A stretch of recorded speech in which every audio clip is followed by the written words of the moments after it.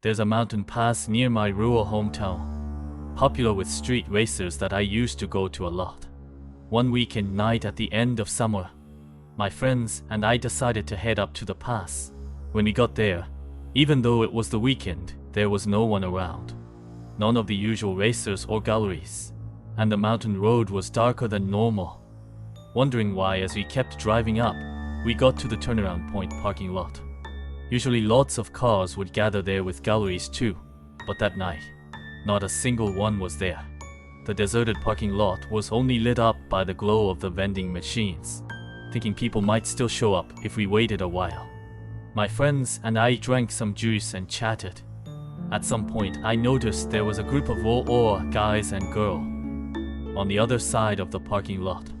See, some people did come after all, I thought, though I couldn't see them well since it was dark over there.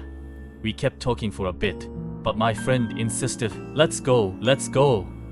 When I said, what's the rush? Let's wait a little longer. My friend had such a grave look that, despite my skepticism, we decided to leave. As we were exiting the parking lot, when I asked why he was in such a hurry to go, he said, did you see the people over there? They were glaring at us the whole time. To be honest, I was just confused, thinking, so what? We decided to focus as we descended the first corner below the parking lot. There I could see a few galleries gathered near the edge of the corner. Feeling their gaze, we passed through the corner. Approaching the next corner, again there were a few galleries. But something seemed off to me. As we got closer to the corner, I realized what it was. The people there looked like they could only be the same group from the parking lot. Thinking back, the ones at the first corner were probably them too. Wait, could it be? As we drove past, I glanced their way.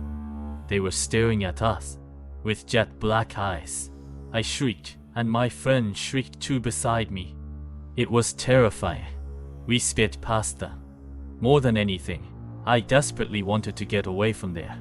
But around the next corner, I could make out some figures. No way.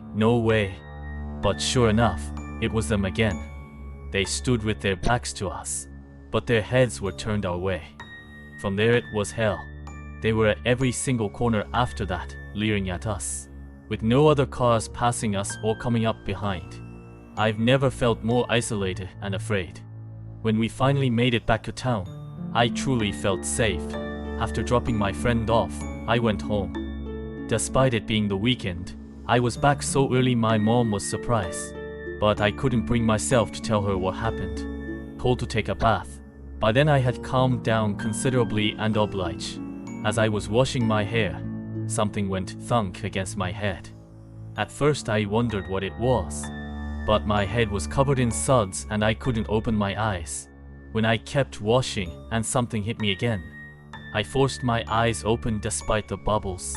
The group from before was leaning through the bathroom window, reaching their hands out towards me.